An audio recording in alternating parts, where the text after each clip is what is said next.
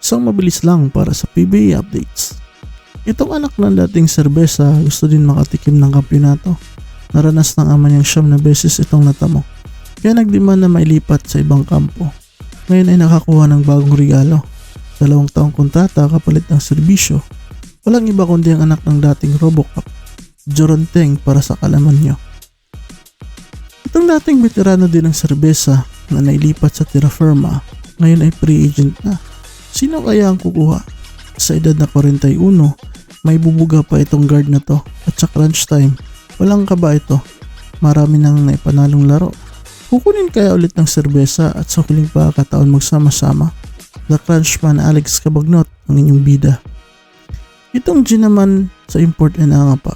Hindi pa kasi sigurado ang hatol ni Brownlee kung makakalaro pa sa pambansang liga. Pero ang sabi ni Mos Ala ay surrender na.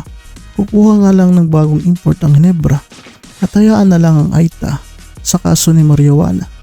Shoutout nga pala sa mga kababayan nating mga talangka sa social media ay dada ng dada. Minsan na nga lang magkautak, naninira pa.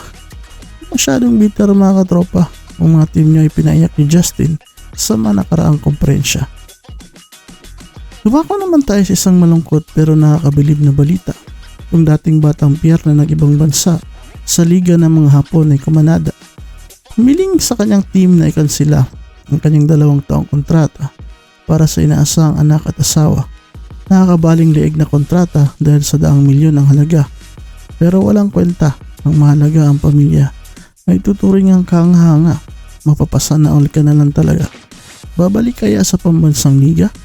Mukhang may pag-aagawan na naman ng gin, tropa at serbesa. Hindi nyo pa alam? Si Berto lang naman mga kaibigan. At hanggang dito na muna ang ating nag-aatakabong sports balita. Kung bago ka pa sa aking channel, ay huwag kalimutang mag-subscribe upang sortein sa loto sa may kanto. At tingin nila ng balato kaysa mag-promote ako ng sugal sa channel ko. Peace out.